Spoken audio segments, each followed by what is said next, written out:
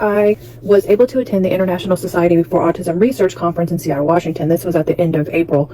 And some of the biggest takeaways I had from that conference were the problematic studies that were being pushed out, and definitely the fact that Allison Singer from the Autism Science Foundation, as well as Autism Speaks, had their grubby little hands all over everything. The Profound Autism Alliance, all those kind of organizations that really want to see like this divide in the autism community. And I'm a little more frustrated now that INSAR has released the recordings of the panels, of the oral sessions and the different sessions that they had. And the one that I reported out on, I don't have the video up anymore. I guess I can look to see if I can re-up it. There was a panel or an oral presentation that was titled "Addressing Self-Injurious and Dangerous Behaviors in Individuals with Profound Autism." So, first off, the recording that they put on was, or that they added, was about half of what the session actually was, and I have notes from the session. And what I find the most disturbing is the fact that the part that they actually cut out of this recording was the entire section talking about electroconvulsive therapy for catatonia and for profoundly autistic individuals. Now, I don't use the word profoundly autistic. I'm only mimicking what they were saying. I'm only echoing how they're calling it. I do not believe in dividing our community like that.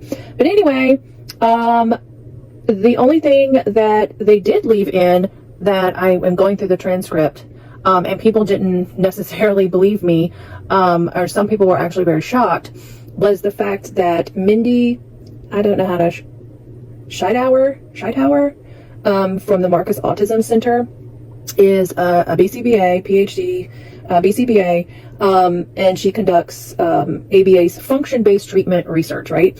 And she mentioned, which I reported out on, is the fact that they do actually still use negative reinforcements or punishment. So anyway, I didn't record the session because they told us that the rules were not to record, even though people were doing it, but I was trying to be respectful of the rules. So I did not record it, but I do have the recording that they allow members to view. And I just want to read the transcript where they do specifically talk about this.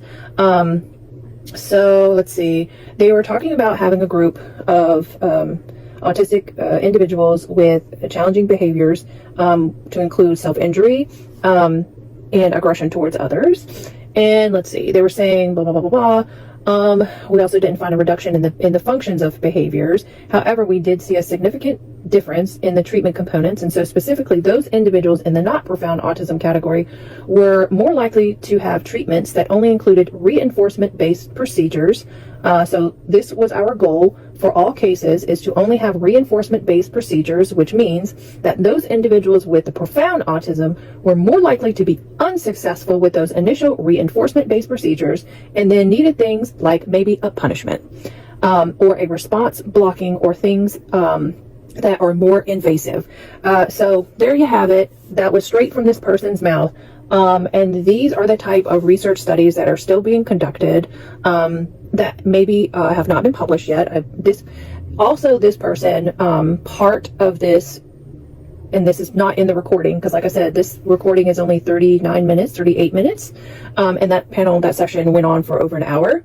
There was an entire recording of some of the data that they collected, where there was an autistic individual who was engaging in some very significant self-injurious behaviors.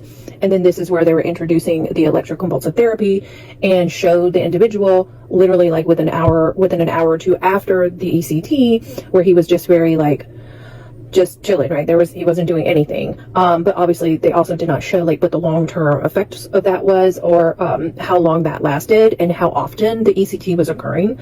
But it just, I'm telling you, this is red flag. Even when they're disseminating the information through these recordings, they don't want outsiders who were not there, because someone like me can come back and screen record this recording and put it out to a broader audience, which I don't plan on doing, only because I don't know if there's repercussions for that. But I can certainly talk about it and read a little bit of the transcript. But I find it very red flag that they want to cut bits and pieces out of that because they're probably very afraid of what others are going to say about that. And these are the kind of things that I've always talked about in terms of being transparent with research and actually putting out what's happening behind closed doors, because a lot of places like the Autism Science Foundation or any of those harmful organizations that are aligned with the Profound Autism label, those organizations don't want us to have all the information. They don't want us to see the harmful tactics and interventions and treatments that they're actually doing, because you're going to have an uprising of people saying, I don't think this is right. I don't think we should be doing this. This is causing a bit of harm to people. But this is just something I was like, oh, when I saw the email saying that the recordings were out, I was like, sweet. I have all the notes that I took from that session. I was like, wait a minute. Why are they not talking about putting people under anesthesia for ECT? Why are they not talking about, all the negative reinforcements that they were using? And at least they had the gall to say that they were in fact, or are in fact, because this is ongoing research, using negative reinforcements and punishment. So the person is Mindy, like I said, Mindy Scheithauer. So MindyScheithauer. And they are from the Marcus Autism Center.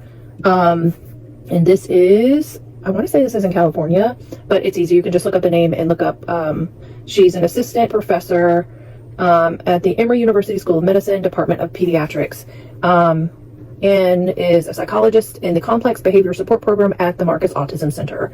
And her clinic work, she focuses on assessment and treatment of problem behavior using functional analysis and functional-based interventions. So you can look her up. You can look up some of the publications she has here. Looks like most of her publications are from 2018 and older, so 17, 16, 15.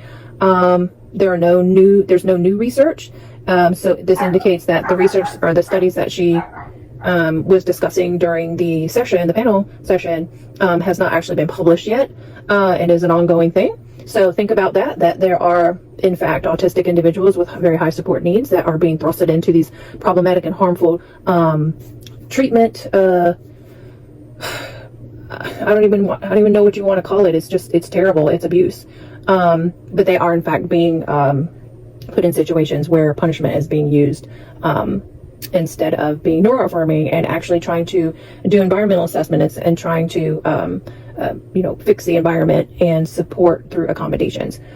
So take it as you will. Look her up if you want. I'm not saying to go after this person, but these are the people that you need to be aware are being funded by large funders like Autism Science Foundation or Autism Speaks, because again, behind it, those were the people that were funding or sponsoring INSAR 2025. So obviously they're aligned with this sort of treatment of autistic individuals. Okay, so this year I